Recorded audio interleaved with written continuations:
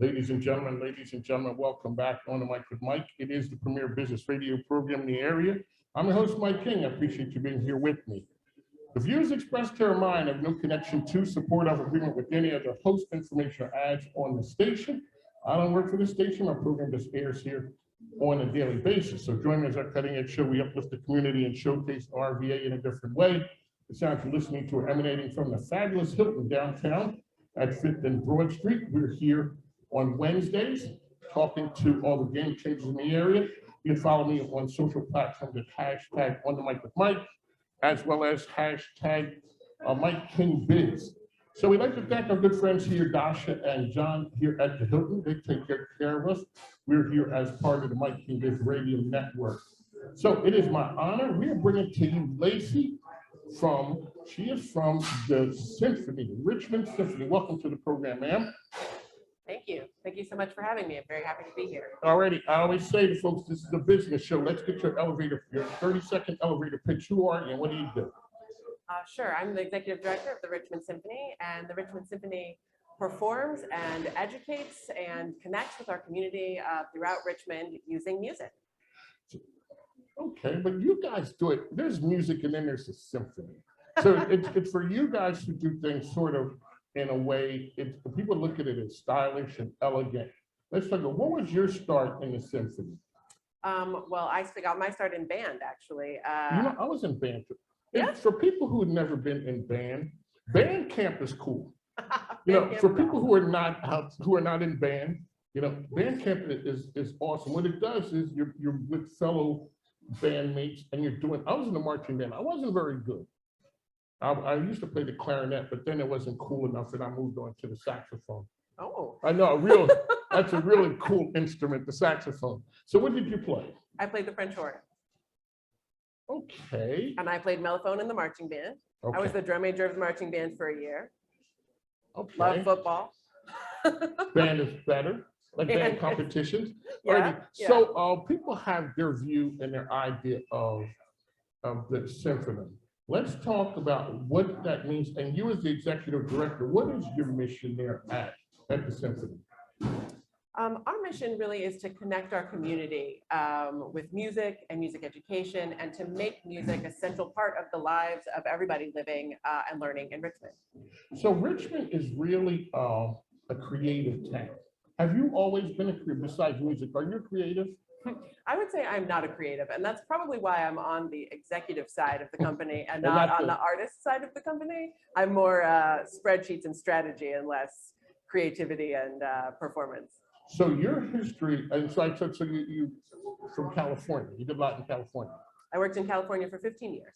One of the things, so I'm from Philadelphia, I moved to California with the Army, and the mindset of California changed really fundamentally. Because I've never seen holistic living like that. I've never seen the idea of you don't have to be your stuff. Right, yeah. And so what was it about California that helped start you on the path of being in the symphony? Sure, well, I moved there specifically to be around a place where the creative culture was such a major part of the economy, where there are lots of orchestras and arts organizations, theater, opera, sort of everything. So I could be around sort of that big creative center that is Los Angeles, specifically in my case, and got my first job at the Los Angeles Chamber Orchestra, which is an orchestra that got its start where the musicians were movie and studio musicians living out their artistic dreams with Los Angeles Chamber Orchestra. So sort of the height of creativity and artistry kind of coming together in a way that just was really fun and exciting. What makes Richmond, so it's Mike as well as Lacey here, we're coming to you from the Hilton. This is Mike King Biz Radio, ESPN Richmond 106.1, that's where we are every morning from 5 to 7. What makes Richmond such a creative hotspot? I think Richmond is one of those, is particularly in this phase right now where it's a city that's growing. It's a city that has had a sort of re-emergence of food and beer, craft beers, arts, artists, and music. And there's always been that history of music, whether it was jazz music or orchestral music or R&B, rock, a lot of bands have gotten their starts here. And so I think it creates that feeling of creativity in Richmond that allows other creatives to thrive.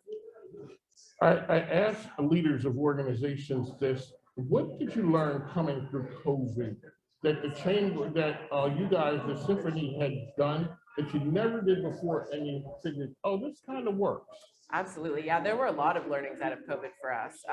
So the Richmond Symphony in particular is one of the only orchestras in the country that really continued performing throughout COVID. So they started performing under severe restrictions with only 250 people in a 1,700 seat hall, very empty, and musicians at 10-foot spacing. That's very far away. And having to do a lot of really creative programming. When you have 100 musicians on stage, you do one kind of programming. If you've got 20 musicians on stage, or if you can only fit 5 or 7 musicians into a room to record, then you have to do a totally different kind of programming. So I think the symphony really experienced a whole other set of flexibility, learning to perform new repertoire. But the other thing we really started doing was streaming and using digital assets. The orchestra is a 300-year-old entity. Not a lot of technology used to be in that space. And in the times of COVID, we started streaming all of our concerts. And we're still doing that now. And we have a commitment to doing that probably forevermore, or until those things change as well. ESPN Richmond, Mike King here. We are at the Hilton, the fabulous Hilton. So we got a bunch of people in the house today, friends of the program, friends are coming through. So we're going to meet some of them as we go along. Ma'am, you come through COVID, everyone is distanced away, how do you maintain, bands have culture. Yeah. Bands have culture, you know, regardless of what type you're in, how do you maintain that culture when people are spread here and there? Yeah, it's a great question. I think some of the culture was maintained just by trying to get through it all together. I think all of us were just trying to figure out how to deal with these new normals, and that really bonds artists and administrators and board, people working to the same end. But I think otherwise, you know, in this particular case, we had to start digitally with as many connections and conversations as we could to make sure we could keep the connection that allowed the art to be created in as strong of a fashion. Ma'am, I'm not the most cultured person in the world. I'm just going to straight up tell you that one. So you guys have a lot of outreach programs, and the programs are to take the arts and take them to places where people wouldn't normally think of the symphony. Sure. Let's run down some of those, because I remember you guys were out in the park. You guys had a couple programs, a couple summers, but that was pre-COVID. What are you doing now, and why is it so important? Yeah, it's great timing. So in the coming weeks alone, we have concerts at Chimborazo Park, free and open to the public. That concert is in collaboration with VCU Health, a tribute to health workers, a thing we know is very important now. We have a program called the Mile of Music, which is actually chamber music around a literal mile in Forest Hill Park. Again, free and open to the public. You can come and listen and walk and listen and talk, bring kids, bring dogs. And then we'll be down in Chesterfield at Pocahontas State Park. So all 3 of these programs, totally free and open to the public. I think it's so important to provide opportunities for communities to come together in locations near their homes, to hear music, to have community, and just to connect with one another around the art form. But the Symphony also does programs at Hardywood with beer and music pairings. We've got concerts at the BMFA. I mean, we're everywhere. I guess it's not a makeover, but it's taking the music to the masses sometimes, where people we may have something about coming to see the symphony. Sure. And it's a different experience. That's right. And there's a lot of different kinds of music and programming that an orchestra can do. And so we want to make sure we're not just presenting one thing or in one place, but being in a place where someone could happen upon us and be like, oh, that's pretty cool.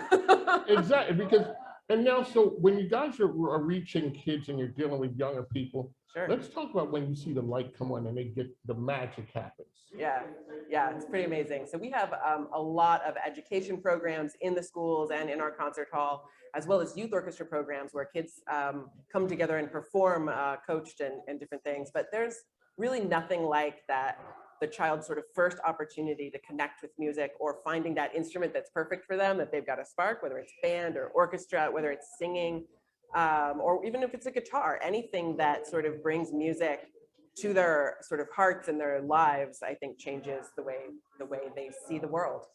And so how can people find the symphony?